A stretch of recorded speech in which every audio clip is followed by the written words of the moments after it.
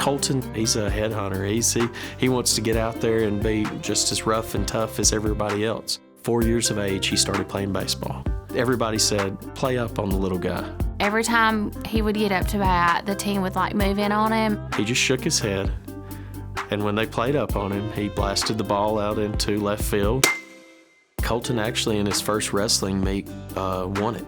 I think he finished 6th in the state, but baseball is life. Eat, sleep, drink, it's baseball time. He plays with bigger kids. He's not as scared of anything. A baseball coming 90 miles an hour at him, he wouldn't be scared of. He's just a go-getter. He's a fighter.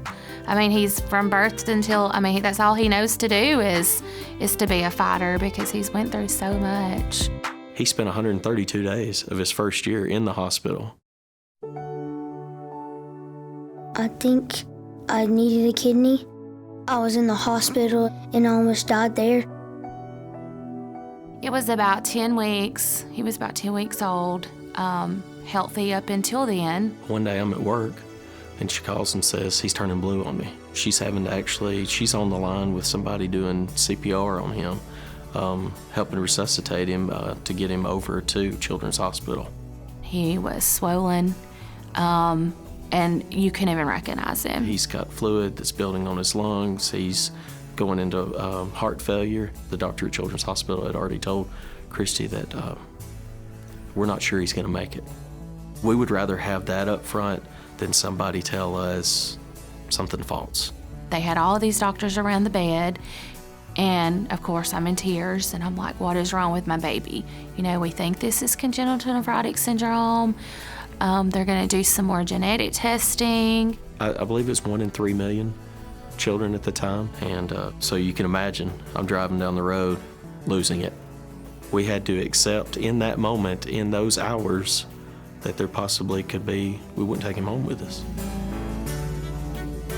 At that moment, we knew Children's of Alabama was where he needed to be. We said we can lose everything we have in life, but as long as we have our family, that's all we cared about.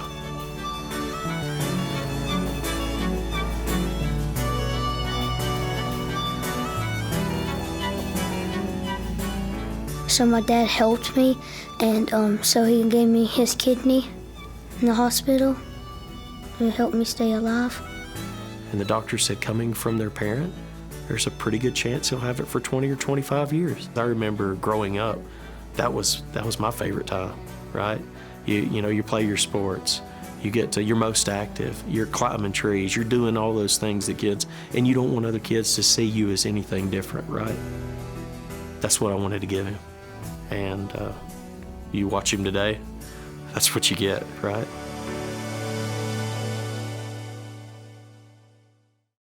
They had to cut open my whole entire belly, and they had to cut open his so they can put the kidney into my belly and take one of his out and put it in my belly because I had 0 kidneys by then.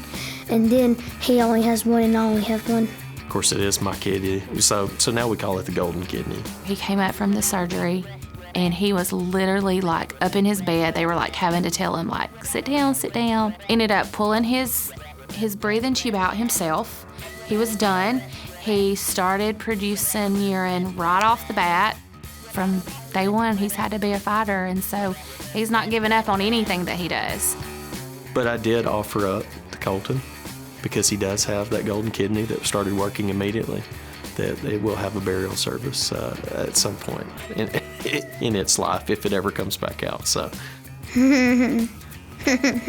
what's been amazing with being a store manager for Walmart has been the associates that start going through those trials. If you start really talking to your associates and knowing who your associates are, 50% of them possibly know somebody, if not higher, that have been impacted by Children's Hospital. With that passion that I have, if you have enough fire there, it can spread quickly.